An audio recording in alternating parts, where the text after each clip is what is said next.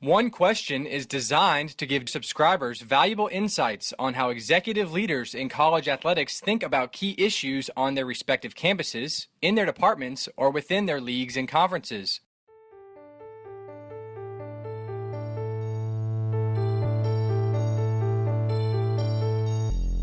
Greetings, this is Ty Brown and welcome to One Question, where we highlight executive leaders in college athletics.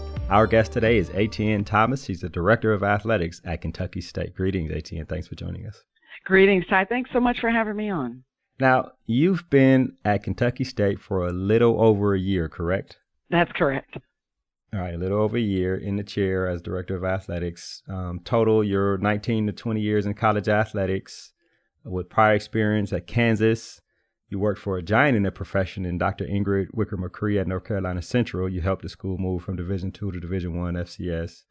And I think a big part of your background is in compliance. And that's kind of what I want to talk to you about, the compliance aspect. You come into the chair last year around July 2018, and you bring this wealth of experience to the chair. And I guess, you know, when somebody comes into a leadership position, they always lean on what they know, right? And your background in compliance, I wonder how that helps influence the decisions you make with regard to bringing success there to athletics at Kentucky State. Ty, you're absolutely correct. Coming into the chair a year ago, my primary background was in athletics compliance and started my career in compliance and really didn't know anything about it when I stepped into it coming out of law school, but found a great world of something that I was really interested in. I love the rule book. Anybody that knows me knows that that's one of my favorite things to do is to page and flip through the rule book. And so, of course, coming into the chair for the first time, that comfort zone is absolutely compliance and being involved in the rule book. But one thing I learned along the way from many mentors, including Dr. Ingrid Wicker McCree, is that the AD should not be doing compliance on a daily basis and that you hire experts to handle the same. But it was very important for me and on behalf of our president, Dr. Brown, to create an environment of compliance here, which they had in place and in previous ADs had put in place, but there had been a lot of interim leadership and a lot of turnover at all levels of the department. So really being able to just reestablish. When I arrived, we had two coaches that were really holding it in the road to complete compliance.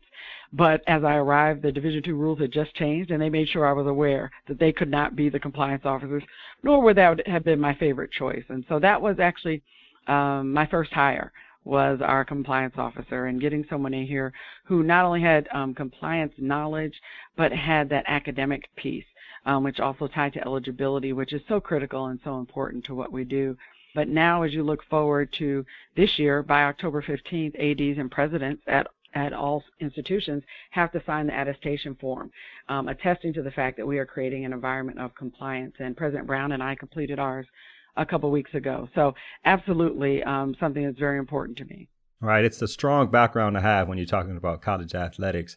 Looking at your career, right, slowly but surely, as you separated from a director of compliance to an associate athletics director, senior associate in SWA, and the variety of positions you have slowly, for the lack of a better word, put space between you being directly involved with compliance to you having other responsibilities and compliance being one of them. Tell me, was that transition a difficult one, or was it just something that you had to do it for your career, but I imagine it made the job easier when you understand what the rules are? Absolutely. When I talk to people who are just entering the field or students while they're in school, and they ask about, which way should I go? For a long time, you had everyone steering you to academics and compliance. And a lot of times we found that administrators of color who were entering the industry were being steered to academics and compliance. And for me, I always saw it as a compliment to say, okay, great. This is something that is like the backbone of the department. And really, if I start in compliance, then the sky's the limit because I know the inner workings of everything. But there were times that I tried to pull out of compliance a couple times along the way. And you have people say things like, but we like you in compliance. You do such a great job in compliance, and we need you to stay there. And that's great, and it sounds good, but you can get stifled. And so when I was at San Jose State was the first time I started to be able to kind of branch out a little bit. And that was still kind of early in my career back in the 2003 era. But as I got to the closer end of the 5 years being there, Tom Bowen pulled me out of day-to-day compliance and allowed me to hire someone. When I got to North Carolina Central, we were in the process of reclassification. And so that was really not just an undertaking of me, one person, but an entire institutional commitment, which really speaks to institutional control. But when you have an AD who has an expertise in compliance, that's really helpful. So for me to be able to partner with Ingrid and then the staff that she was building there, and that we were able to grow in internal operations, it allowed me to slowly but surely step away from the day-to-day and put people in place who had greater expertise than I did.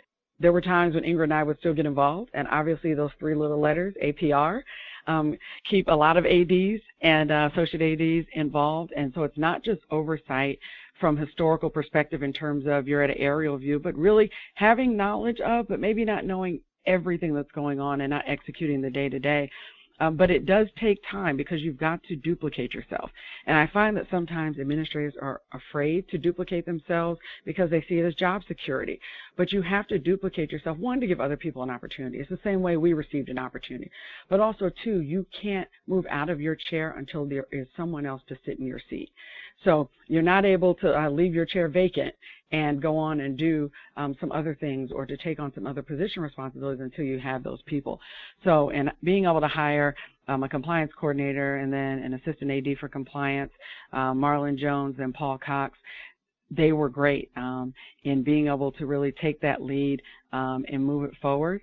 And so it gave me the room to then step out of compliance and for Ingrid to give me other responsibilities and allow me to be involved in other parts of the department.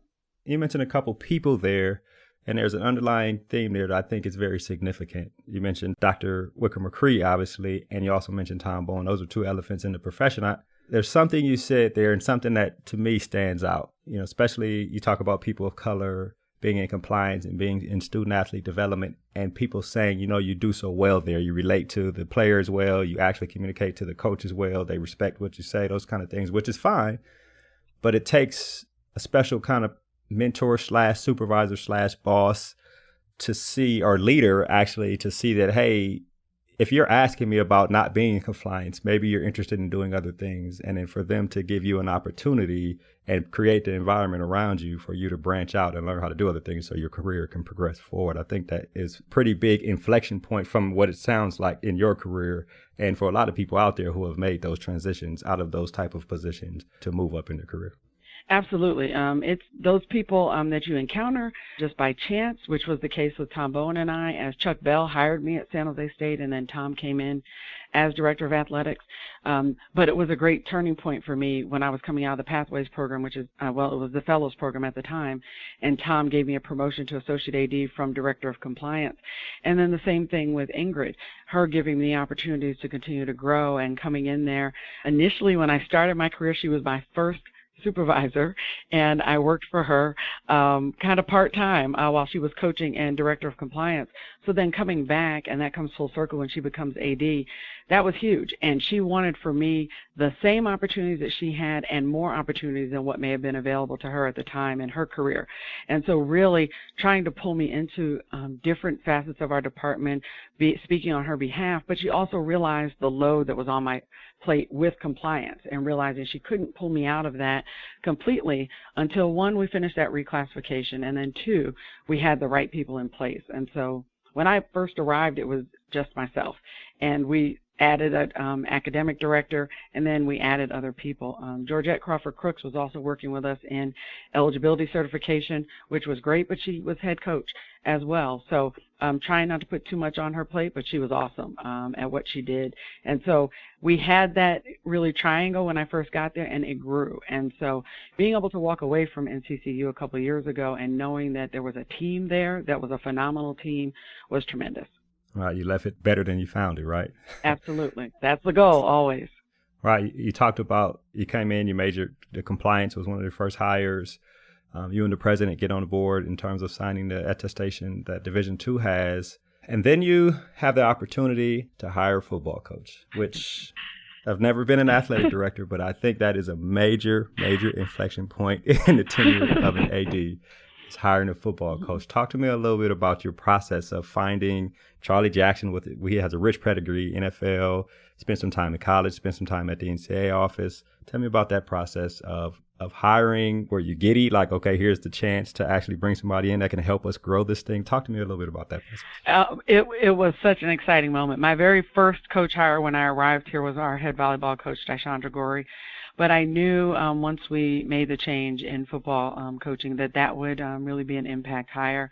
And I was really excited about it. But having been involved with 2 previous coaching hires while I was at North Carolina Central for football and some also other high-profile and other sports, I also knew that I needed to approach it correctly, and I needed to make sure I got some advice from some great mentors.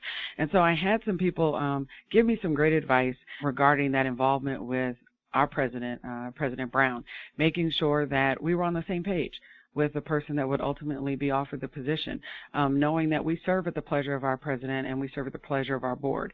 And so I was really excited about going through the process and working with President Brown and vetting through as we went through the search.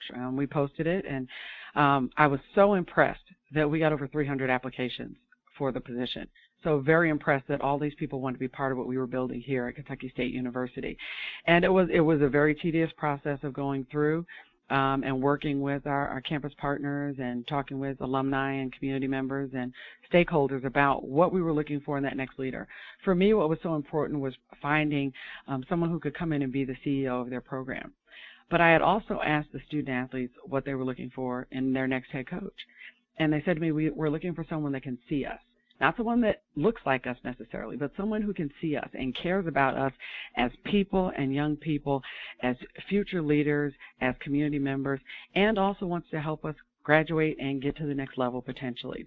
And so that's what I was looking for and found that in Charlie Jackson total package. And honestly, he came on our radar organically. And I had never met Charlie before, hadn't heard of Charlie, and had some great conversation with him during the process and some good dialogue. And it was a true recruiting effort in terms of after you go from, application and interest to, okay, now we need to have a conversation, because he was still with the Falcons at the time. And so for him to have interest in Kentucky State University, which I think is a wonderful institution, but for him to uproot his family, he's from Georgia, his mom is still in Georgia, I knew that was a lot. And so it was important to me that he understood who the president and I were and who Kentucky State University was and what we were willing to do to make sure that he was successful here. But also our expectation for him to come in and understand that excellence is what we expect and that we were moving Kentucky State University forward. And so it was some great dialogue, and the 3 of us spent quite a bit of time, President Brown, Charlie, and I, in having that dialogue and conversation, and it was great. So every step of the way, there was at no point that I left our president in the dark about what those conversations were. And very pleasantly, I was excited to say that my president didn't do the same either. So you hear those horror stories where AD say, yep, the president hired somebody and now I've got to try and manage them, or, and it's not that dynamic. And from the start, I can honestly say that it's been a partnership. And so we've now gone through the year of working on what those things are and building this program. And I look at what Coach Jackson has done, and he's really put together an all-star cast of student athletes, partnered with the student athletes that were already here, and also a coaching staff that cares about these young people and wants them to be the best. He has high expectations. He is going to have excellence on and off the field, and most notably off the field. That's his expectation. And with that off the field come the wins. And so what you're seeing in the win against Robert Morris and the win against Jackson State, and as we go into the rest of the season, is just that, is that excellence playing out and the young men knowing what his expectation is and how they need to execute. All right. I'll ask this final question and then we'll wrap. And it ties back to what we opened with. And we talked about when you become a leader, you resort to what you're comfortable at. I wonder in the interview process, especially as an athletic director at a university, the questions you ask, how much of the compliance came out when you were asking questions and thinking strategically, especially coming from the NFL, about compliance-related issues and this person's education on NCAA compliance and Division II and those type of things. How does that work for someone like you with your background in the chair when you're hiring?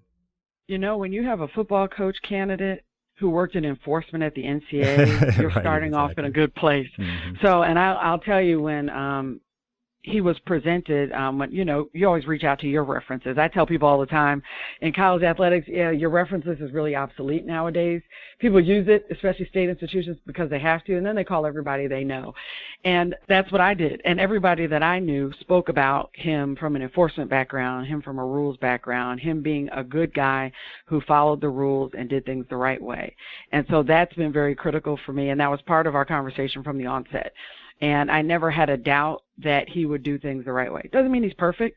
Doesn't mean he won't make a mistake. That's what secondary violations are all about, is that you know the rules and you know when you make a misstep or something happens. But the difference is when we do things intentionally, when we intentionally violate the rule book or when we lack integrity in those spaces. And so I don't have those concerns with Coach Jackson and his staff, and know that they will always strive to do things the right way, as do the rest of our coaches. And so we had that conversation early on, and some good conversation about his time in enforcement. Ironically, when we were at the NCAA last week for the Circle City Classic, I think that was the first time he's been back in the building since he worked there. And all of his enforcement colleagues who were still around stopped by to say hello. And so it was a great full circle moment for him, for them to see him in this role as a first-time head coach, but to speak about his time in enforcement at the NCAA as well. Excellent. Well, Etienne, this has been an excellent conversation. I think Kentucky State's lucky to have you, and it looks like you're doing positive things. I really appreciate you joining us here on One Question. Thank you so much, Ty. I appreciate the opportunity. That was Etienne Thomas. He's the Director of Athletics at Kentucky State. And of course, this is Ty Brown with One Question. And keep in mind, the role of a leader is to create and maintain an environment that people want to be a part of. And as always, be better tomorrow than you are today.